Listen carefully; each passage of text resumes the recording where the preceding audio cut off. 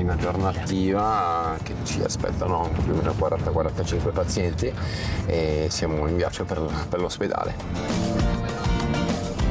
Cancun, siamo in viaggio con i 17 membri di un'equipe di oftalmologi svizzeri. Oggi per loro inizia una nuova missione. La Fondazione Svizzera contro la cecità in Messico è qui per operare persone bisognose. Ci sono ragazzi, ci sono adulti, ci sono anziani, sono della popolazione povera qua del Messico, quindi sono proprio ipovedenti e cerchiamo di ridarle la luce. Ridare la luce a molti pazienti poveri affetti da cataratta, in un paese come il Messico dove l'accesso a queste cure è riservato a pochi. Sono le 7:30 di mattina, arriviamo al principale ospedale della zona. All'esterno ci sono già numerosi pazienti che attendono il loro turno. La maggior parte è giunta dalle zone rurali e più povere della regione del Quintana Roo. Adesso andiamo in sala, ci cambiamo e partiamo con l'ultima preparazione della sala operatoria, cioè dei tavoli. Che tipo di ospedale è questo? È un ospedale pubblico che il Stato del Quintana Roo ce lo mette a disposizione. Buonasera. Grazie.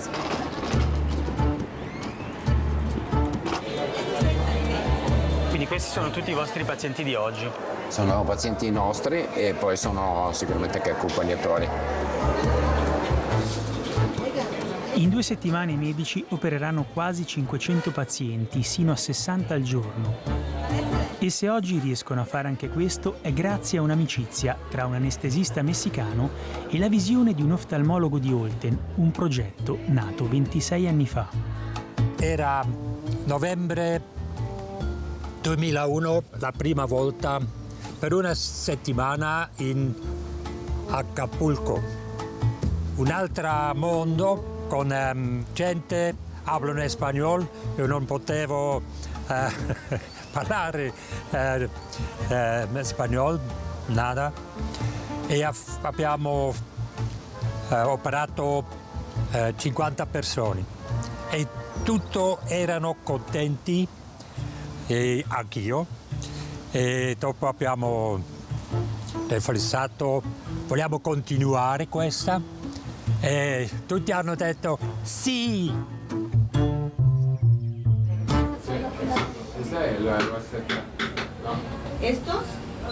Dopo 26 anni il lavoro della fondazione è rodato, però le difficoltà rimangono molte. La prima, far arrivare sano e salvo il loro prezioso materiale specialistico, stoccato a Città del Messico. Seconda difficoltà, installare in poco tempo le 2 sale operatorie provvisoriamente adibite per le operazioni di cataratta, e tutti danno una mano.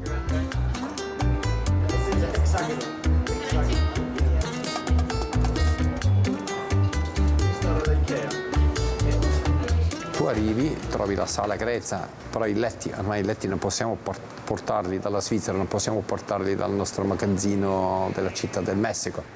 Devono essere messi a disposizione dall'ospedale, però dopo ricevi sicuramente non il letto più in ordine, un po' rucinito, magari un po' non funzionante, e allora devi sistemare un po' questi difetti dei letti in modo che comunque riesci a operare. Quindi il materiale è completamente diverso.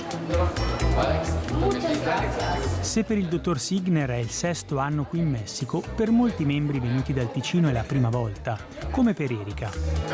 Io sono al tavolo sterile, devo lavorare con Teo e qualcuno fuori mi aprirà le cose, dopodiché io preparo tutto il tavolo e insomma bisogna abituarsi a questa nuova situazione completamente diversa da dove lavoriamo noi, però ce la stiamo facendo, stiamo preparando tutto e siamo quasi pronti per iniziare. Sono carica. Anche il dottor Pietro Roberti, oftalmologo di Bellinzona, opera in questo ospedale messicano per la prima volta. Dottor Roberti, c'è un po' di emozione? Un po' effettivamente sì, è la prima volta in un ospedale del genere, siamo abituati bene in Svizzera e entrare in queste sale operatorie per noi non proprio abitudinaria e fa comunque un po' di emozione. Non è che mi aspettavo diversamente, chiaramente, però fa comunque un po' di effetto, diciamo così. Primeramente presentarnos todos y agradecerles en nombre. Sono le 8:30, poco prima di iniziare a operare è il momento di fare le presentazioni tra i membri del corpo medico svizzero e quello messicano. Doctores, Roland, dietro, Emilia, hola. Julio, El doctor Julio es de México. Per Claudia, che viene in Messico da 3 anni, invece il contesto non è nuovo. Lei oggi si occupa della preparazione dei pazienti ed è abituata a tutti gli imprevisti. Noi abbiamo la nostra lista di numeri con il nome. Il signore è entrato col numero 2 e gli chiedo: sei il signor Alejandro? E dice: no, sono il signor Guadalupe. Cos'è Guadalupe? Quindi è un controllo proprio da fuori a dentro. Un doppio controllo necessario perché con tutti questi pazienti il rischio di scambiare persona esiste. Mi sembra che sappiano quello che fanno, è importante. Siamo tranquilli, tra poco ci opereranno.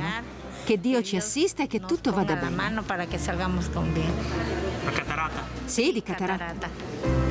Superati i controlli, però gli imprevisti non sono finiti, come ad esempio un'interruzione improvvisa di corrente mentre si opera, oppure temperature alte e tassi di umidità così elevati da appannare le lenti degli strumenti oftalmologici.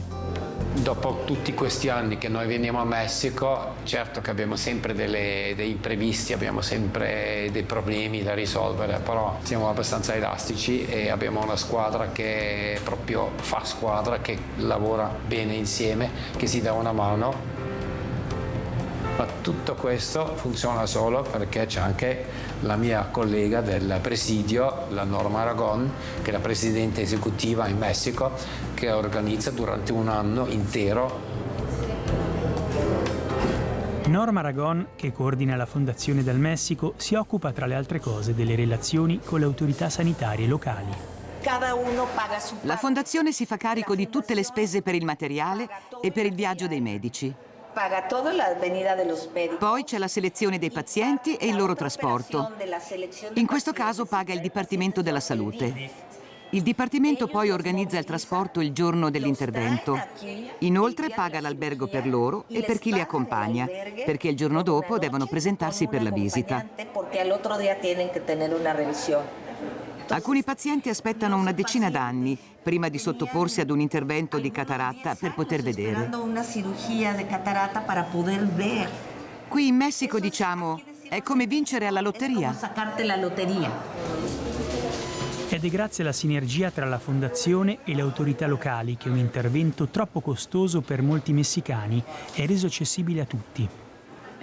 Devo operarmi di cataratta al mio occhio, all'occhio destro. Da quanto tempo?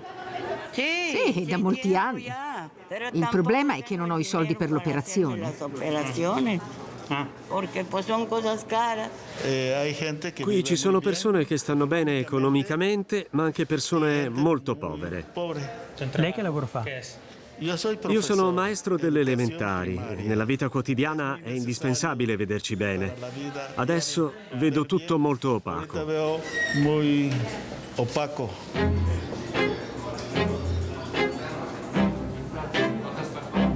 La cataratta è un problema enorme in Messico, dove provoca circa 6 milioni di non vedenti.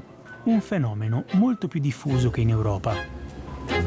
Perché dovuto alla luce UV che è molto più potente in confronto della Svizzera o dall'Italia del Nord, è il fattore numero 1 perché le cataratte maturano così veloce e così anche presto. Ma poi sicuramente anche la nutrizione e il fatto che tanti pazienti qui soffrono di diabete, quindi la cataratta è la malattia degli occhi numero 1 che può essere combattuta.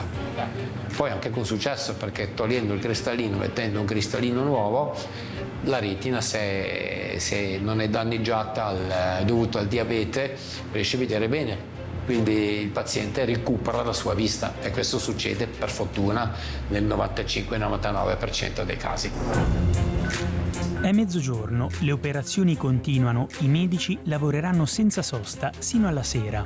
Un intervento dietro l'altro, per pazienti che arrivano in situazioni molto più complesse rispetto alla Svizzera. Come va, signora?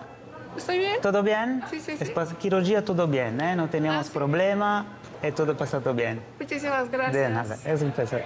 Ok. Gracias, gracias. Hasta luego, hasta mañana. Come operare qui è molto diverso.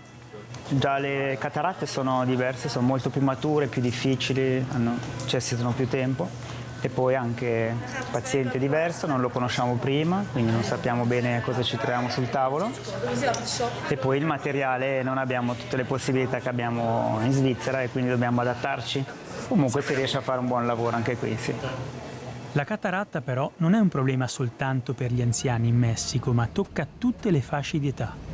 Ci sono dei ragazzi giovani, cioè neonati di 3 mesi, che vengono sottoposti all'intervento di cataratta, ragazzi di 3 anni, ne abbiamo tanti giovani pazienti, tantissimi. Oggi è stato operato un adolescente con disabilità. Mauro, dopo 16 anni, riacquisirà la vista. È andato tutto bene. L'operazione? Sì, sì. Settimana prossima operiamo l'occhio sinistro, vero? Sì. Grazie di tutto. Grazie, è un piacere. Lui era molto emozionato. Sì, era molto agitato. Sì. Recupererà la vista? Sì, corretto. Andrà bene. Andrà tutto bene. Mauro. Mi sento molto felice. Sono molto riconoscente alla vita, a Dio, a voi, a tutte le persone che sono apparse sul nostro cammino, perché ho passato molti anni così, cercando soluzioni perché l'operazione è molto cara. Ci spostiamo nel post-operatorio, dove i pazienti vengono visitati per accertarsi che tutto sia andato per il meglio.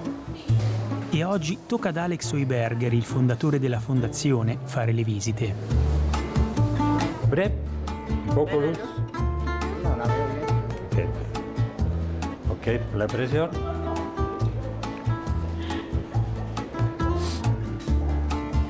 Questo è sempre bellissimo, le emozioni, il primo giorno dopo l'operazione. Stamattina ho visto tutti e erano tutti operazioni bellissime. Ritroviamo Gonzalo, il maestro di scuola. La sua operazione è riuscita. Dopo anni di ipovedenza ora finalmente ci vede bene e può tornare ad una vita normale. Meraviglioso. Ieri non ti vedevo bene ed ora sì. Chiamo te e i medici gli angeli di Dio sulla terra. Tutti i medici.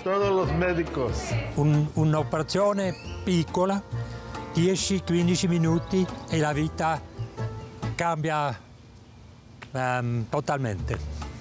Per me è un miracolo così. No, per me è normale, per gli altri è un miracolo.